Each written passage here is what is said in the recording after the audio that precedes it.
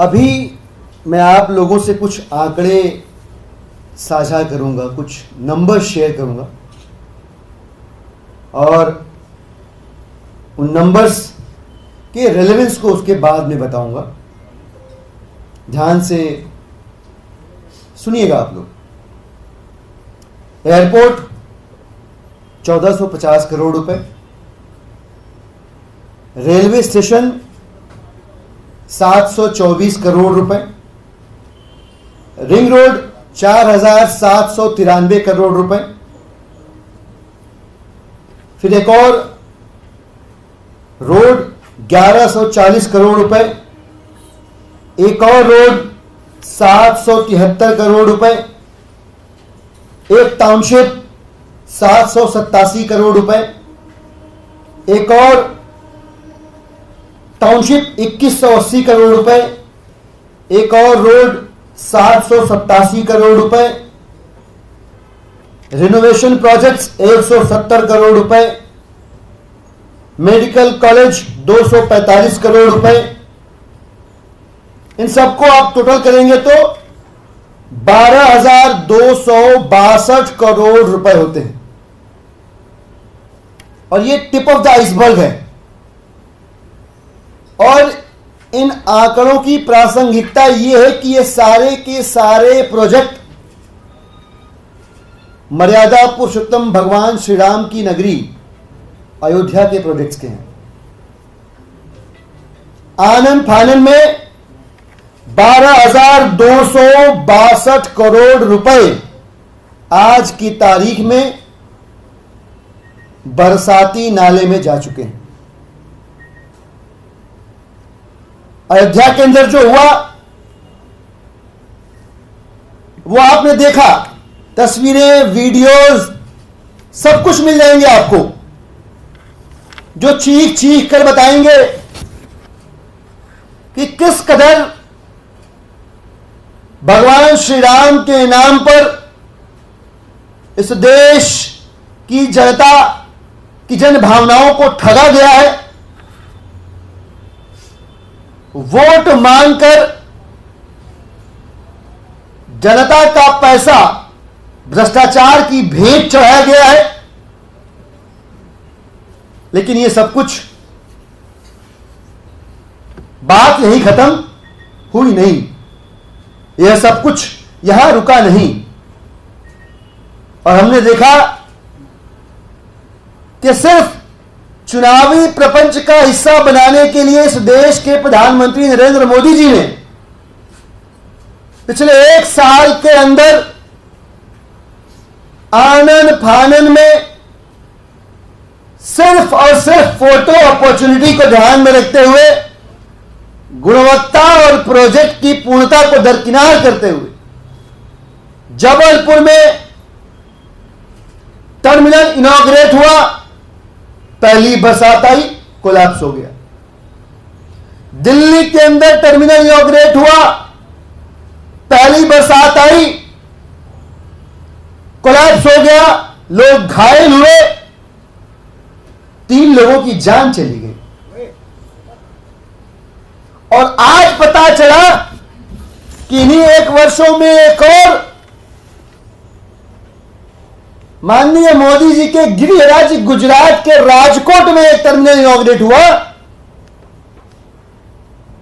जिसमें प्रोजेक्ट की completion, project की क्वालिटी सब कुछ कॉम्प्रोमाइज हुई और वो भी कोलैप्स हो गई। क्या चल रहा है आप देखिए। हजारों हजार करोड़ रुपए के प्रोजेक्ट्स सिर्फ और सिर्फ एक शख्स की छपने की, दिखने की चाहत को पूरा करने के लिए, सिर्फ और सिर्फ प्रधानमंत्री महोदय की छपास की जरूरत को पूरा करने के लिए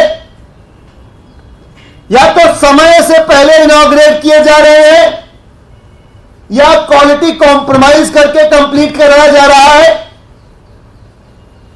और नतीजा यह कि देश के एक्सचेकर्स के ये हजारों करोड़ रुपए में मिल गए, मिट्टी में मिल गए, बरसाती नाले में चले गए। आपने देखा होगा बिहार के अंदर कल तक 4 और आज 5 पुल गिर गए। मतलब रोज पुल गिर रहे, हफ्ते भर में 5 पुल गिर जा रहे। क्या चल रहा है? कोई जवाबदेही है किसी की? इन हजारों करोड़ रुपए के घोटाले में भारतीय जनता पार्टी की तरफ से किसी ने सफाई दी है क्या? न खाऊंगा न खाने दूंगा का नारा जो पिछली सरकार में दिया गया था, अब तो नारा भी अपना मतलब खो चुका। वह नारा देने वाले जो देश के प्रधानमंत्री महोदय हैं, उनकी तरफ से कुछ कहा गया क्या? अटल सेतु जिसका बखान बढ़ा चढ़ाकर किया गया, वो इस सरकार के किरदार की तरफ फंस चुका है। भारतीय जनता पार्टी के राजनीतिक क्षेत्र की तरफ तार तार हो गया है। कोई सफाई दे रहा है क्या? कोई जवाब दे रहा है क्या कि जनता का पैसा कहां गया? कोई जवाबदेही नहीं है। इस देश के आम लोग, लोकतंत्र बचाना हो, संविधान बचाना हो, या एक्सचेकर का पैसा बचाना हो, या बेगुनाहों को बेबुनियाद सियासी मुकदमों में उलझाकर जो जेल में रखा गया उन्हें बाहर निकालना हो, इन तमाम मामलों में एक ही तरफ रुख करके देख रहे हैं, न्यायालय की तरफ। मेरी 2 ही उम्मीदें हैं, 2 ही गुजारिशें हैं।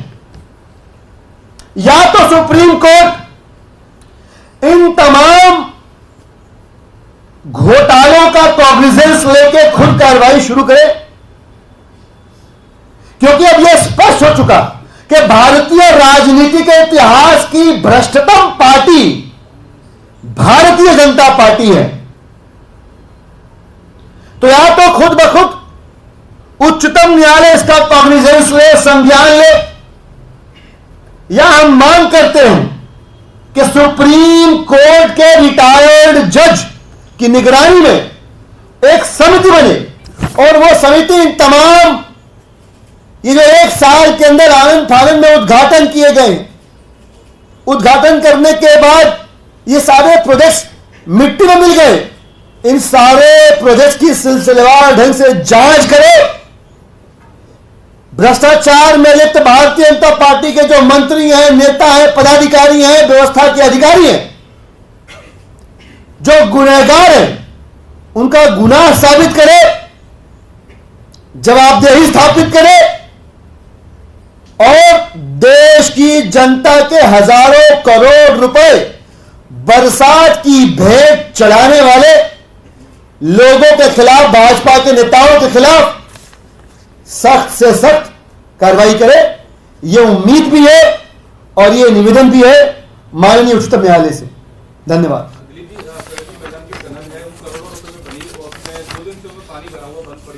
लेकिन बीजेपी ने एक वीडियो जारी किया, उसमें ये कहा कि कुछ पंप लगाए गए, उसको भरा गया है बकायदा, और आप लोग की सरकार पर आरोप लगाए गए हैं। देखिए, मैंने राजनीतिक जीवन में 2 तरह के लोग देखे हैं, एक राजनीतिक धूर्त और एक राजनीतिक मूर्ख। मूर्ख की माफी संभव है, अगर उसे कुछ नहीं पता, उसकी अनभिज्ञता मानकर उसे माफी दी जा सकती है, लेकिन राजनीतिक धूर्तों की माफी नहीं है। दुनिया जहान, दिल्ली के लोग, सभी अधिकारी जानते हैं, मानते हैं कि वो पूरा का पूरा इलाका एनडीएमसी का इलाका है। एनडीएमसी कौन चला रहा है भाई? एनडीएमसी भारतीय जनता पार्टी चला रही है। 850 करोड़ रुपए के प्रगति मैदान का जोर शोर से उद्घाटन करने वाले नेता इस समय जवाब क्यों नहीं दे रहे? कंप्लीट प्लानिंग फेलियर है वो प्रोजेक्ट। आप में से बहुत सारे लोग उस टनल का इस्तेमाल भी करते होंगे। सोच के बताइए कि जब पानी नहीं होता है तब भी उस टनल में जाना मुश्किल होता है क्योंकि टनल के अंदर जाम रहता है।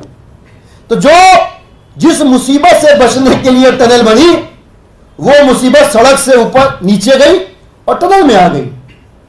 तो ये 100% प्लानिंग फेलियर और बीजेपी के हिस्से का भ्रष्टाचार है कि यह टनल जो है आज जलमग्न है। मुझे लगता है भाजपा के नेताओं को एक बार यहां भी नाव चला के कोशिश करनी चाहिए और पर्यटन के लेवल पे एक नई शुरुआत कर सकते हैं। उसका भी फीता काटते, उसका भी नारियल फोड़े, देश देखेगा, शाबाशियां देगा। सर, इसके अतिरिक्त आज सीएम को कोर्ट में प्रोड्यूस किया गया था सीबीआई के द्वारा और उनको 14 दिन की जुडिशियल कस्टडी में भेज दिया गया। क्या रिएक्शन पार्टी का है सर? देखिए, उम्मीद फाजली साहब का एक बड़ा अच्छा शेर है। वो कहते हैं कि आसमानों से जो फरिश्ते भी उतारे जाएं, आसमानों से जो फरिश्ते भी उतारे जाएं, वो भी इस दौर में सच बोले तो मारे जाएं।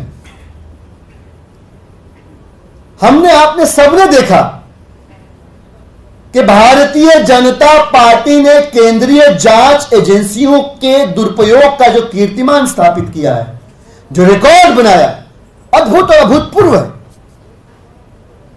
ट्रायल कोर्ट के अंदर अरविंद केजरीवाल जी के मामले में जो फैसला आया, हाई कोर्ट से झारखंड के सोरेन साहब के मामले में जो फैसला आया, इन दोनों फैसलों ने न सिर्फ ईडी के राजनीतिक मुकदमे की धज्जियां उड़ाई, बल्कि भारतीय जनता पार्टी के अहंकारी चेहरे पर जोरदार कानूनी तमाचा भी मारा। भाजपा कर क्या रही है? भाजपा अपने राजनीतिक विपक्ष को खत्म करने के लिए सिस्टम का और सिस्टम के लूप होल्स का दुरुपयोग कर रही है। जैसे ही लगा उन्हें कह रहे भाई ट्रायल कोर्ट में बेल मिल गई, हाई कोर्ट में बिना बेल ऑर्डर के स्टे लगवा दिया और सुप्रीम कोर्ट पहुंचेंगे, माफी मिल जाएगी इनको, बाहर आ जाएंगे केजरीवाल जी। तो ये इनके प्रकार है, उन्हें रोकना ही है, लिहाजा सीबीआई से बात करो भाई। सीबीआई से बात हुई और उस आरोप के सार्वजनिक होने के पहले ही आम आदमी पार्टी के राज्यसभा सांसद संजय सिंह जी ने वो एक्सपोजे पब्लिक किया था। बिल्कुल वैसा ही हुआ कि एक और बेबुनियाद फर्जी केस चस्पा करके बीजेपी की तरफ से यह सुनिश्चित करने की कोशिश की जा रही है कि अरविंद केजरीवाल जी जेल के अंदर ही रहें। बहरहाल जो न्यायिक प्रक्रियाएं हैं वो चल रही हैं। आम आदमी पार्टी की लीगल एक्सपर्ट्स की टीम मुस्तैदी से इस मुकदमे को, इस फर्जी मुकदमे को ईडी के फर्जी मुकदमे की तरह ही लड़ रही है, पूरी ताकत और बुद्धिमत्ता और वैधानिकता के साथ। और कई बार मन निराश होता है, दुखी होता है, पर नाउम्मीद नहीं होता। हमें विश्वास है कि हमारे पांव का कांटा हम ही से निकलेगा। Thank you.